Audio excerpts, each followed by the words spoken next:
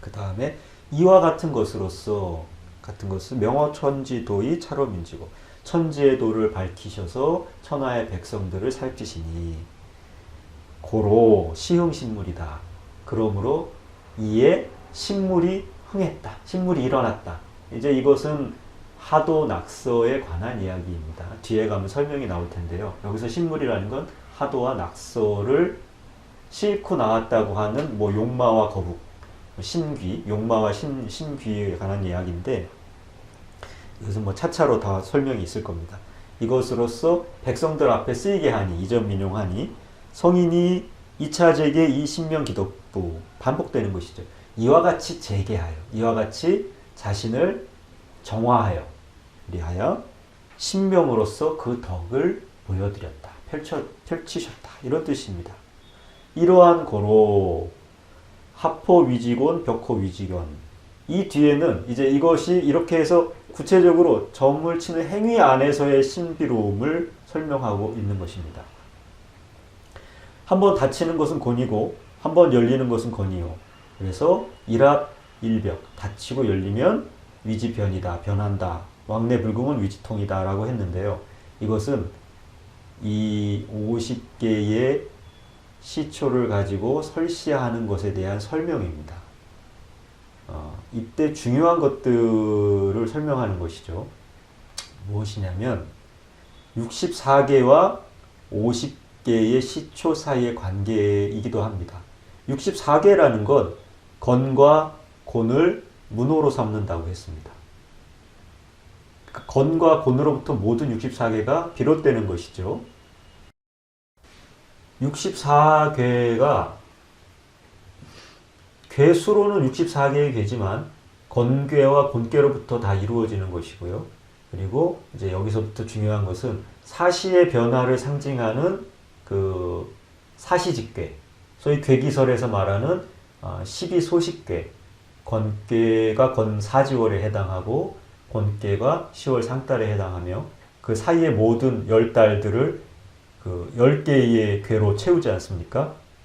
그 설명을 전에 한번 드렸는데요. 그러니까 지뢰 복괴로부터 시작해서 건괴에서는 국괴로 시작하고 또 곤괴에서는 복괴로 시작해갖고 12개가 계속해서 순환하는데 이 순환하는 12개의 괴 그리고 이 12개의 괴의 바탕이 되는 그 건곤괴 그리고 12개의 이 순환하는 괴에 속하지 않지만 이 괴들로부터 이 12개의 괴에서 건괴와 곤괴를 뺀 나머지 10개의 괴는 반드시 일양 오음지괴, 일음 오양지괴 혹은 이음 사양지괴, 이양 사음지괴, 삼음 삼양지괴, 삼양 삼음지괴 중에 하나가 되고 그 괴들이 일왕일래의 원칙을 통해서 이제 음효와 양효들이 서로 섞이면서 나머지 50개의 연괴를 만들어냅니다. 이 50개의 연괴가 대연지수에 해당하는 것이죠.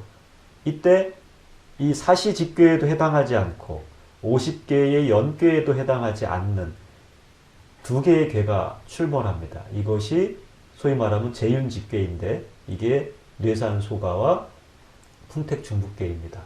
이 두 개의 괴는 이 64개를 만들어내는 괴의 원칙, 그러니까 사시지괴의 12벽계가 만들어지고 거기서 50개의 연계가 추연돼 나오는 그 원리 원칙에 맞지 않는 유일한 두 개의 괴가 되기 때문에 이 나머지를 재윤지사, 윤달의 형상을 가지고 있다라고 하고 이 두 개의 괴를 그래서 따로 독립해서 이제 이 12개의 사시직괴와 함께 14벽계라고 따로 이제 부릅니다.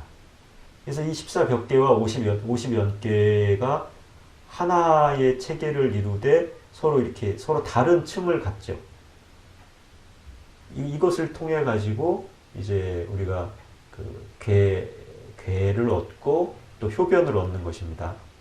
이제 그 설명들이 계속 반복해서 나옵니다. 그래서 일합일벽 위지변한다라는 것은 일왕일래의 원칙을 얘기하는 것이죠. 그 앞에 합호 위지곤, 벽호 위지곤이라는 건 건곤을 통해서 이 12벽계가 사시직계가 형성되는 것을 말합니다. 그리고 이 사시직계에서 일왕일래하여 변화가 생기는 것들이 50연계에 관한 것이고요. 이 50연계들이 끊임없이 서로 간에 위아래로 움직인다라는 얘기입니다. 그래서 왕래 불궁은 위지통이다. 이렇게 얘기하는 것이죠. 이것이 다 드러난 것이 현은 내위지다. 이것이 드러난 것이 바로 괴상이라고 한다. 그리고 이러한 괴상들을 따라 가지고 문물 제도를 만들어내는 것.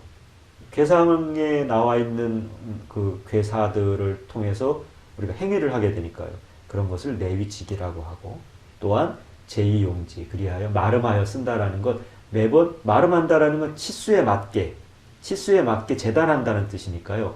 항상 구체적인 사물에, 실제로 벌어지는 구체적인 사물에 맞추어서 쓴다. 실사구시적인 내용을 말하는 겁니다. 이것을 위지법이라고 한다.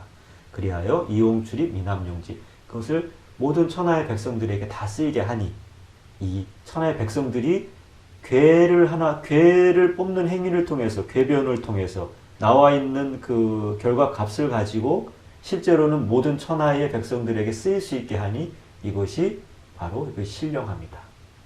이 점을 치는 행위 자체의 신비로움이 아니겠느냐. 그러니까 신비로움이라는 게 그냥 어떤 하늘의 뜻을 알게 되는 과정이기 때문에 신비롭다기보다, 그것이 천하에 미치는 덕이 셀 틈 없이 모든 사람에게 혜택이 돌아가기 때문에 이 천도 천덕이라는 것은 신비한 것이다. 이런 뜻이지요. 이러한 거로 여규, 태극, 시생, 양의, 사상, 팔계, 기륭, 생대업. 이 과정은 이제 이것은 64개 차서도에 보면 이제 체계적으로 잘 나와 있죠.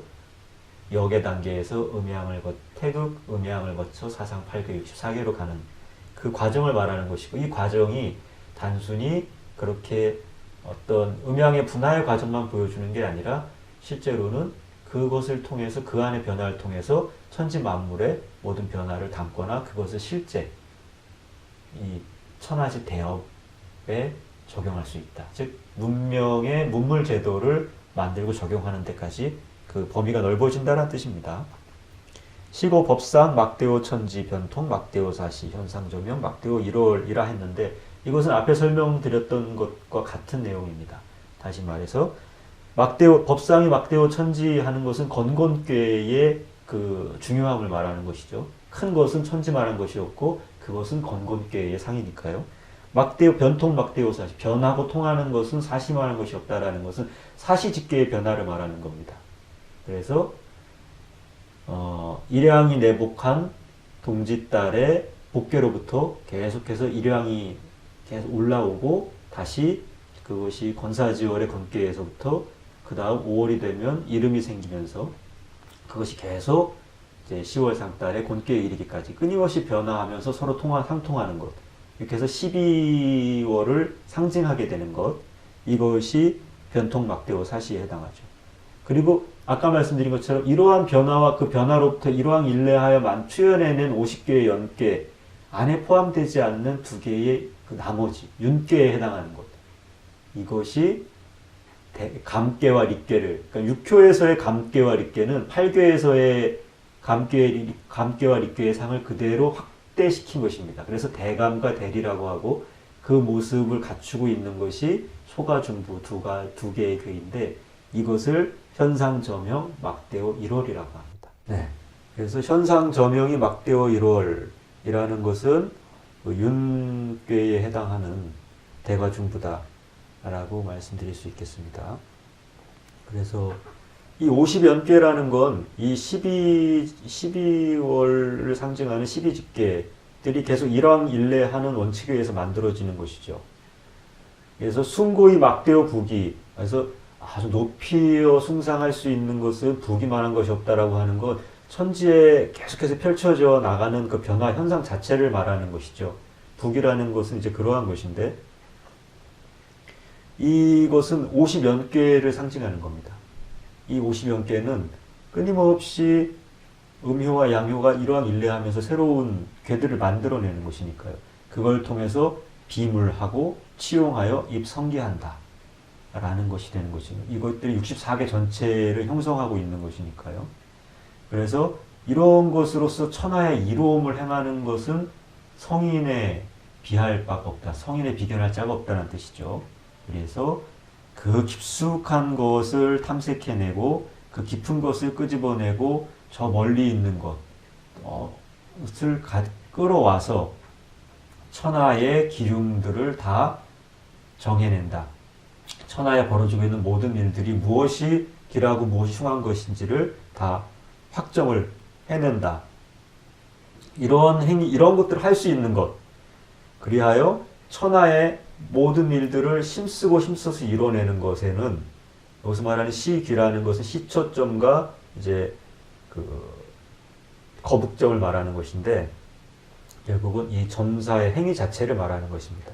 그러니까 이 고대적인 인식에 있어서의 특징 중에 하나이겠죠. 고대에서 가장 중요한 것이 이와 같이 하늘의 뜻을 묻고 그 답을 얻는 행위. 이가 가장 고대 문명에서는 근간이 되는 행위이기 때문에 이렇게 강조한 것이죠. 하지만 동시에 이것은 우리가 개인 개인의 그 인식의 체계나 행위로 들어와도 마찬가지입니다. 무언가 중요한 것을 알고자 할 때, 의문이 들었을 때 그것에 대한 정말 아주 깊은 이치라든가 우리가 현재 자신의 상태로는 쉽게 파악할 수 없는 어떤 것에 대한 답을 구할 때는 그것이 충분히 어떤 그 신비로움이 개입하는 신령스러움에 의해서 전달되어지는 어떤 지혜를 갈구하게 되는데, 그러한 양상은 개인에게 있어서나 혹은 문명 전체에 있어서나 동일했던 것이죠. 특히 이제 고대로 가면 더 그렇다고 봐야겠죠. 이러한 고로 천생신물이언을 성인이 직제했다라는 것은 소위 말하는 그 하도에서 용마가 치고 나왔다, 그러니까 그 황하에서 용마가 치고 나왔다는 하도나 낙수에서 그 신령한 거북이 새겨서 나왔다는 그 낙서에 대한 이야기입니다. 그래서 이것에 들어있는 천지 변화를 성인이 본받았고, 천수상하여 현기륭이다라는 것은, 이것은 하늘이 내린 상, 이런 것들이 하늘이 내린 상이다라는 것이죠. 천수상이라는 것, 이제 우리가 천문을 관측하면서 알게 되는 것이기도 하지만, 천수상, 하늘이 상을 드렸다라고 할 때는 뭔가 신비로운 영물을 통해서 하늘의 뜻을 드러내 보인다라는 것입니다. 이러한 것들이 주로 이제 기상의 현상에서도 많이 관측이 되거나 어떠한 특정한 신비로운 물체의 출현 같은 데서 이제 그런 것들을, 그러한 기미들을 알아차리곤 했던 것이죠. 지금도 그런 어떤 습속들이 많이 남아있는데, 그런 것에 해당하는 것이라고 보면 되겠습니다. 그래서 성인께서 그것을 이런 이제 하도와 낙서에 대해서는 따로 시간 정리해서 하는 시간이 따로 이제 있게 될 겁니다. 이거 지금 이 시간에 하기에는 하도 낙서는 좀 더 다른 분야이기 때문에, 어쨌든 여기서 언급했기 때문에 그 하도의 모양과 낙서의 모양을 성인께서 이렇게 모상을 하셨다라는 설명이 여기 있는 것입니다. 이 하도 낙서, 특히 낙서 같은 부분은 상서, 그러니까 서경의 홍범편에 보면 구체적으로 그 내용이 나와 있습니다. 그래서 공자께서도 이제 역경뿐만 아니라, 그러니까 이 삼경, 시경, 서경, 역경을 중요하게 이제 생각하셨는데, 이 역경을 설명함에 있어서 서경에 있는 홍범편에 나와 있는 내용들을 많이 참조를 하셨다라는 것을 우리가 알 수 있는 것이죠. 그래서 이와 같이 하여 이제 여규사상이라고 하는 것은 이 앞의 내용들, 하도 낙서에 대한 내용에서 이어지는 겁니다. 하도 낙서는 수로 이루어져 있는 도상인데 이 괴상이 들어있지는 않습니다. 그런데 괴상이 들어있지 않지만 이 수로 이루어져 있는 도상인 하도 낙서에서 소위 이 사상의 수들을 우리가 알아냈다라는 것이, 그것을 통해서 알게 되었다라는 것입니다. 그래서 여기에 이 사상의 수가 들어가는 것이 하도 낙서의 공으로부터 연원되었다 라는 것들이 담겨져 있는 것이죠. 그리고 거기에 말씀을 묶은 것은 널리 알리기 위해서이다. 성인께서 하신 것이다라는 뜻입니다. 그래하여 이제 기흉을 판단하여 그것에 기흉이 정해진 득실을 판정하여 그것들을 판단해 주었다 라고 해서 이 전체적인 것들이 다 성인께서 이제 베풀어 주시는 그 덕을 찬탄하는 내용과 그 원리에 대한 내용들을 함께 다루고 있는 것입니다. 여기까지가 11장의 내용이 되겠습니다.